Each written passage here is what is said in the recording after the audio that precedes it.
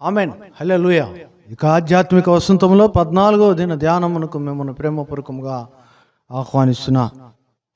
మీ ఆసక్తిని బట్టి దేవదేవుడు మిమ్మల్ని ఇంకా నిత్యము బలపరిచి పరిశుద్ధపరిచి మేలులతోనూ దీవెనలతోనూ నింపునుగాక.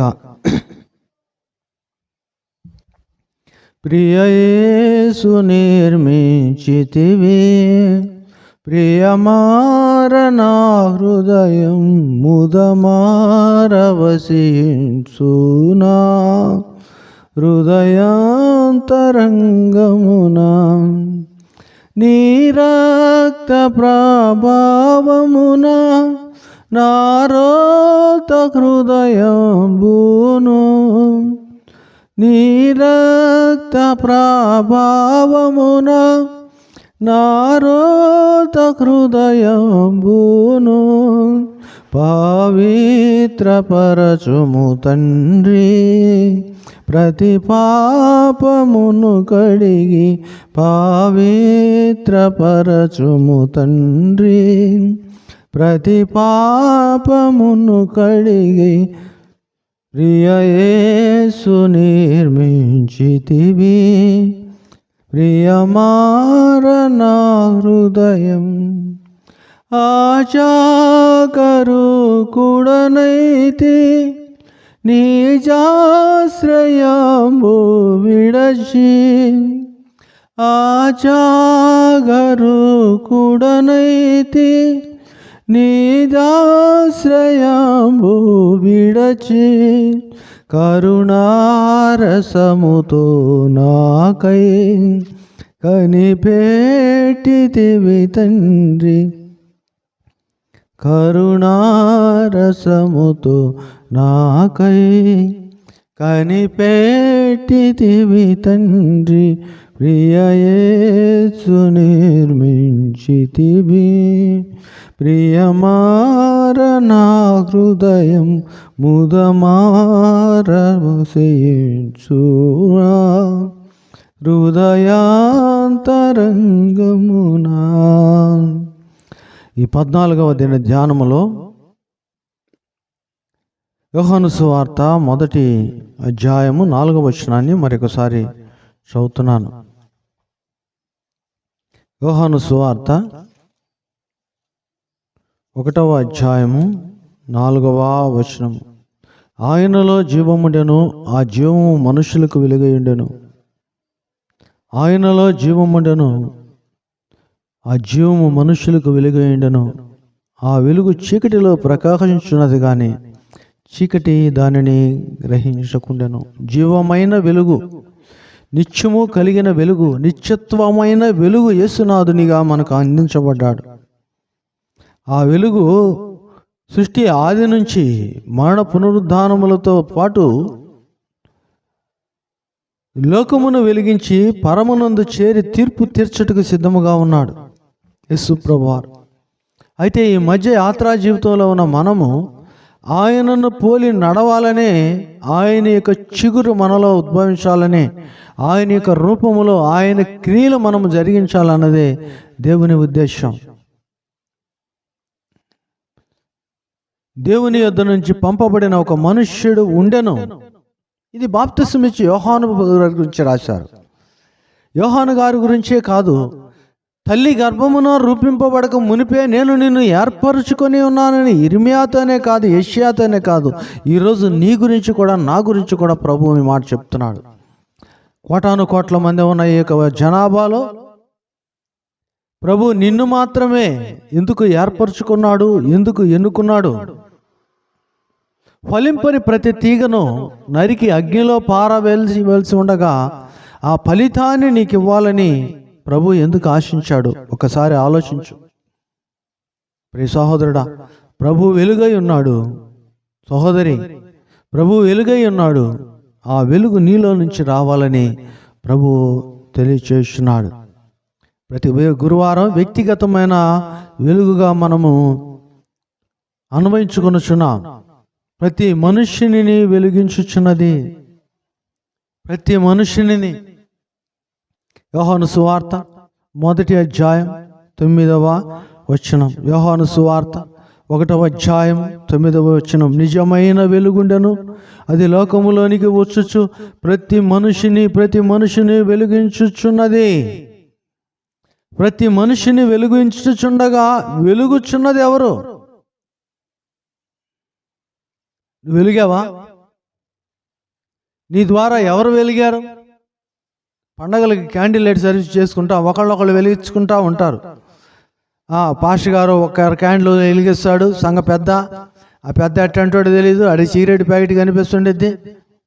బతుకు బాగానేవాడు, ఈడి క్యాండిల్ తీసుకొచ్చి పక్కన వాళ్ళకి అతికిస్తాడు. ఆ లైన్ మొత్తం అతికించుకుంటారు. పోయేటప్పుడు దాన్ని ఆరిపేసి తగాదాలు వేసుకుంటూ పోతుంటాడు, తిట్టుకుంటూ పోతుంటాడు. ఇది ఆ వెలుగు? అందుకనే దేవుడు పోలిక ఒకటి మనకు చెప్తున్నాడు. నిజమైన వెలుగుండెను, అది లోకములోనికి వచ్చుచు ప్రతి మనిషిని వెలిగించుచున్నది. నువ్వు చేసే క్యాండిల్ లైట్ సర్వీస్, నువ్వు ఆచరించే లోకాయుక్తమైన అట్రాక్టివ్ ప్రోగ్రామ్స్, నువ్వు చేస్తున్న కల్చరల్ అండ్ కమర్షియల్ పాస్పెటేషన్స్ ఏంటివి? ప్రభు చేత వెలిగించబడ్డాయా? ప్రభు నామములో మందిరాన్ని చెడగొడుతూ అపవిత్రపరుస్తూ చేయుచున్నవా? ఆలోచించండి. నిజమైన వెలుగుండెను, నిజమైన వెలుగులో చీకటి లేదు, లోకము లేదు. ప్రతి మనిషిని వెలిగించుచున్న నీతి యేసుక్రీస్తు వారై ఉండగా ఆ వెలుగులో క్రీస్తుని ఎక్కడ పోలిక చేస్తున్నాడో చూడండి. 84వ కీర్తనల గ్రంథం 84వ అధ్యాయం, కీర్తనల గ్రంథం 84వ అధ్యాయం 11వ వచనాన్ని మనం గమనించినట్లయితే, దేవుడైన యెహోవా సూర్యుడును కేడిమునై ఉన్నాడు, యెహోవా కృపయు ఘనతయు అనుగ్రహించాడు. అంటే ఇక్కడ ఈ మాట చదివినప్పుడు యెహోవా తండ్రి సూర్యుడా? కాదు, పోలిక. కేడెము ఆయనకి మించింది లేదు. సూర్యుడు తండ్రిని ఎలా అన్వయించుకున్నాడో, వెలుగైన యేసు ప్రభువుని ఎలా సూర్యుడు పొందుకొని ఆ వెలుగును మనకిస్తున్నాడో, మనము కూడా నీతి సూర్యుడైన యేసు ప్రభు వారిలాగా జీవించాలని, ఒక గ్రహమైన సూర్యుడు, ఒక నక్షత్రమైన సూర్యుడు ఎలా యేసు ప్రభు మీద ఆధారపడి తన జీవితాంతము, అందుకనే ప్రకటన గ్రంథములు అంటున్నాడు, సూర్యుడికి అవసరం లేదు, సూర్యుడికి లేడిక్కడ, చీకటికి లేదు ఇక్కడ, ప్రభు ఉన్న దగ్గర ఆయనే వెలుగై ఉన్నాడు. ఆ వెలుగు లోకములో ఒకరిని వెలిగించుచుండగా, ప్రియ సహోదరుడా సహోదరి, ఈ పోలికను బట్టి సూర్యుడు దేవుడు అనబాకండి, సూర్యుడు దేవుడు అనుకోనబాకండి. సూర్యునికే ఇంత ప్రకాశమానమైన శక్తి ఉంటే, వెలుగనే శక్తి ఉంటే, ఆ వెలుగును అందించున్న యేసు ప్రభు వారు ఎంత శక్తిమంతుడు. ఆయన్ని కలిగినప్పుడు నువ్వు పాపమును తొలగించుకొనగలవు, లేకపోతే ఆ పాపము వెంటాడుతూనే ఉంటుంది. పేతురు భక్తుడు అంటున్నాడు, పంచభూతములు మిక్కటమైన వేండ్రముతో లయమైపోతాయి ఒకరోజు. ఏ దినం అది? ఆ మహాదినము యేసయ్య రానయ్యన్న దినము. ఒక్కసారి సూర్యచంద్రులు అదృశ్యమైపోతున్నారు. కానీ వారికి ఇచ్చిన కాల పరిమితి ప్రకారం వారంతటా వారు కాక ప్రభువుపై ఆధారపడి నీతి సూర్యుడిగా ఆయన, అందుకనే నీతి యేసు ప్రభు వారి పక్షమున ఉన్న సూర్యుడు, నీతి సూర్యుడిగా ఆయన అన్వయించుకుంటున్నాడు. నువ్వు కూడా నిన్ను బట్టి కాదు, క్రీస్తు నామధేయములో నువ్వు చేరి ఉన్నావని, క్రీస్తు అనే ఫలము ఫలించాలని, ఆత్మ ఫలము ఫలించిన వాడిని ప్రభువు తీసివేస్తానంటున్నాడు. ఫలింపని ప్రతి తీగ నరికి అగ్నిగుండంలో పారవేయబడును. నిన్నటి దినమున ధ్యానం చేశాం.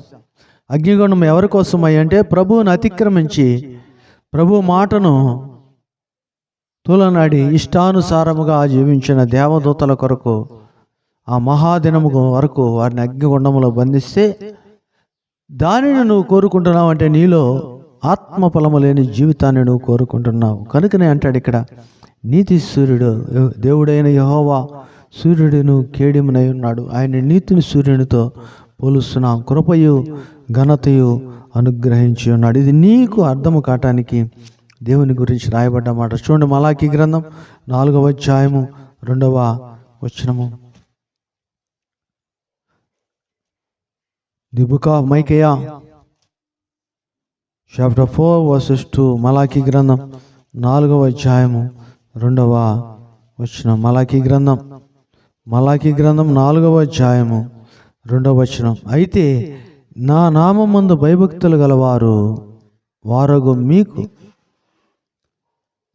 నా నామమందు భయభక్తులు గలవారగు మీకు నీతి సూర్యుడు ఉదయించును, అతని రెక్కల ఆరోగ్యము కలుగజేయను. కనుక మీరు బయలుదేరి కొవ్విన దొడల గంతులు వేయినట్లు గంతులు వేయుదురు. ఎవరు?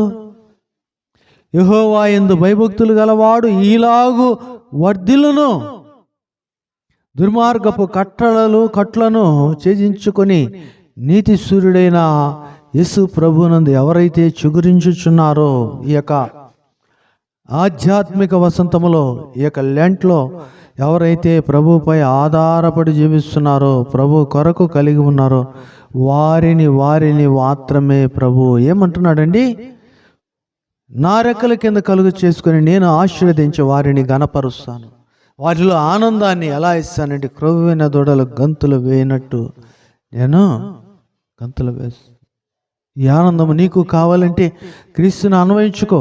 నీతి సూర్యుడైన యేసు ప్రభు వారిని కలిగి ఉండు. నీ కొరకే ఆయన వచ్చాడు, నీలో ఆయన చూపించాలని ఆయన కోరుకుంటున్నాడు. వాక్యం వింటున్నావు, వాక్య ప్రకారం జీవించు. భక్తుడు అంటున్నాడు, వికసించే విశ్వాసంబు వాక్యంబును చదువగనే, వికసించే విశ్వాసంబు వాక్యంబును చదువగనే, చేరీతి నీదు దారి కోరి నడిపించుము, చేరీతి నీదు దారి కోరి నడిపించుము, ప్రియ యేసు నిర్మించితివి, ప్రియమార నా హృదయం. వాక్యమై ఉన్న యేసు దేవుడు నీలో ఉదయిస్తే, ఇదిగో ఆయన ద్వారా నీవు అనేకులను వెలిగించగలవు.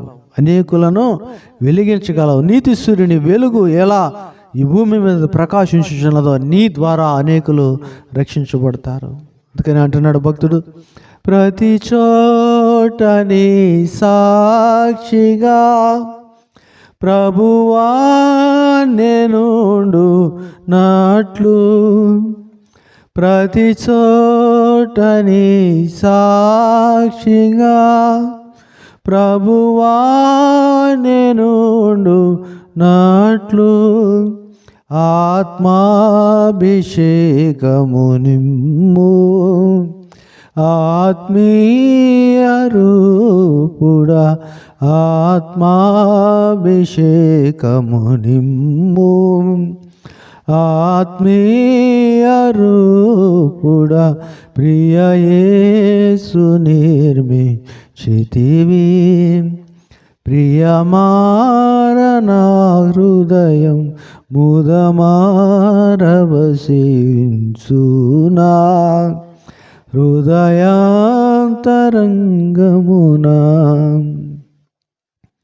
పైకి నువ్వు వెలగాలంటే ప్రభు నీ అంతరంగంలో ఉండాలి కదా. హృదయం నిండి ఉండు దాన్ని బట్టి కదా నీ యొక్క స్థితి ఉండేది. అందుకని అంటాడు, యెహోవా నామమందు భయభక్తులు గలవారు వారగు మీకు, దేవుని నామములో, దేవుని యొక్క క్రియలో, దేవుని యొక్క నడవడిలో ఇష్టము కలిగిన మీరు నీతి సూర్యుని వలె ఉదయించెదరు, మీలో అనేకులు రక్షించబడదరు. ప్రభుని ఐశ్వర్యవంతుని చే ఆత్మగానే ఉండాలి. అనేకులని రక్షించు ఆత్మ పరిచర్య నీలో ఉండాలి. సజీవ యాగముగా నీవు సమర్పించుకొని ప్రభువులో జీవించు. ప్రభు కృప నీకు తోడై నడిపించునుగా. నీ కొరకైన చిన్న ప్రార్థన.